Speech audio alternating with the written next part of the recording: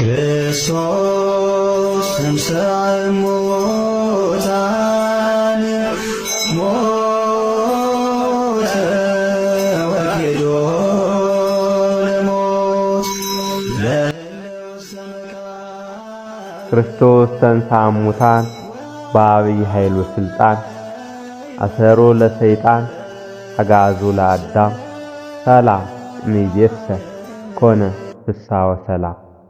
ክርስቶስ በታላቅ ኃይልና ሥልጣን ከሙታን ተነሳ፣ ሰይጣንን አሰረው፣ አዳምንም ነፃ ወጣው።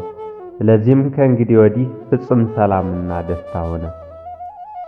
እንኳን ለጌታችን ለመድኃኒታችን ለኢየሱስ ክርስቶስ ብርሃነ ትንሣኤው በሰላም አደረሳችሁ።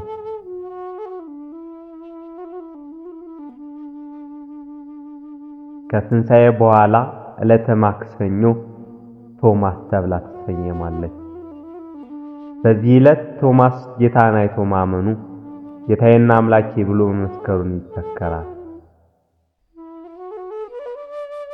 ጌታችን መድኃኒታችን ኢየሱስ ክርስቶስ በዕለተ ትንሣኤው ሐዋርያት ተሰብስበው በነበረበት በዝግ ቤት ገብቶ ሲገለጽላቸው ሐዋርያው ቶማስ ከእነርሱ ጋር አልነበረም።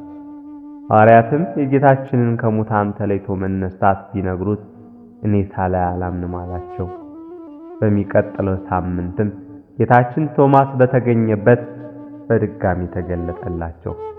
ጌታችንም ሐዋርያው ቅዱስ ቶማስን ጣትህን ወደዚህ አምጣና በጎኔ አግባው፣ ያመንክ እንጂ ያላመንክ አትሁን ብሎ በጦር የተወጋ ጎኑን በችንካር የተቸነከረ እጁንና እግሩን እንዲዳስሰው በማድረግ ትንሣኤውን አረጋገጠለት።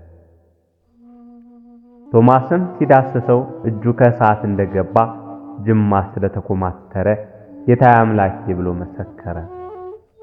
በኋላ ግን ፈውሶታል። ኢየሱስም ስላየኝ አምነሃል፣ ሳያዩ የሚያምኑ ብፁዓን ናቸው አለው።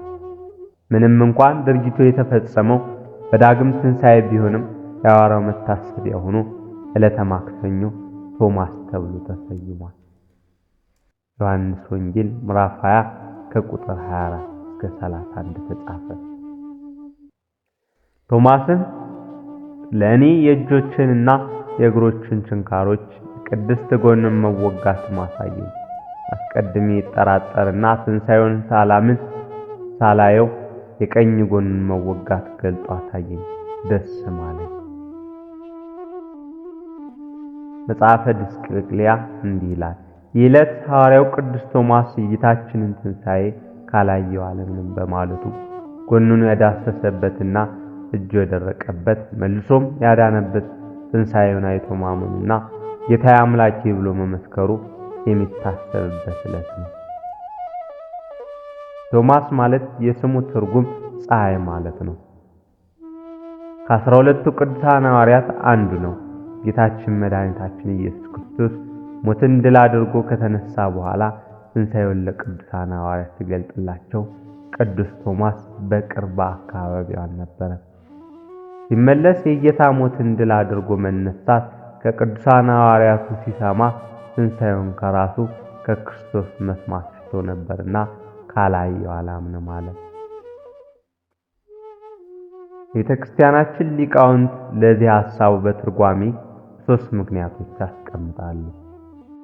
የመጀመሪያው ምክንያት የጌታን ትንሣኤ ሰምቶ ከመመስከር ይልቅ አይቶ ለማመስከር ስለፈለገ።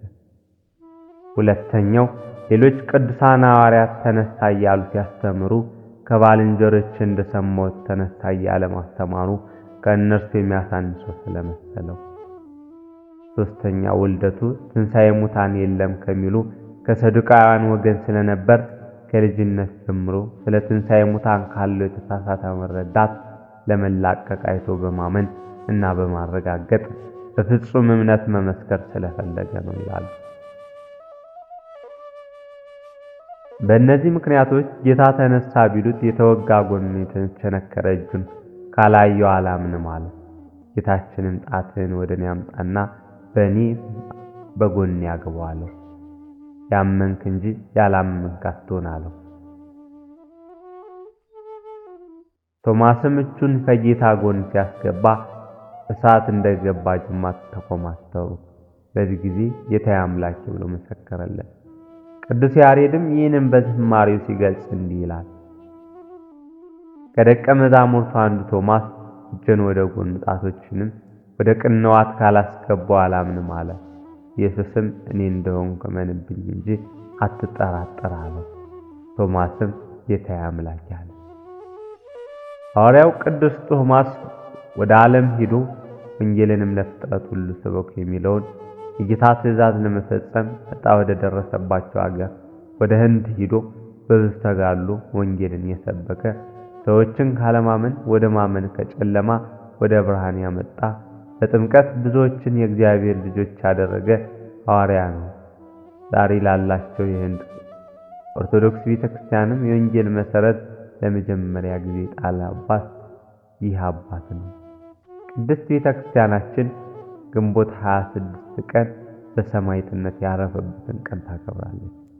ጸሎትና በረከቱ አይለየን ለዘላለሙ አሜን።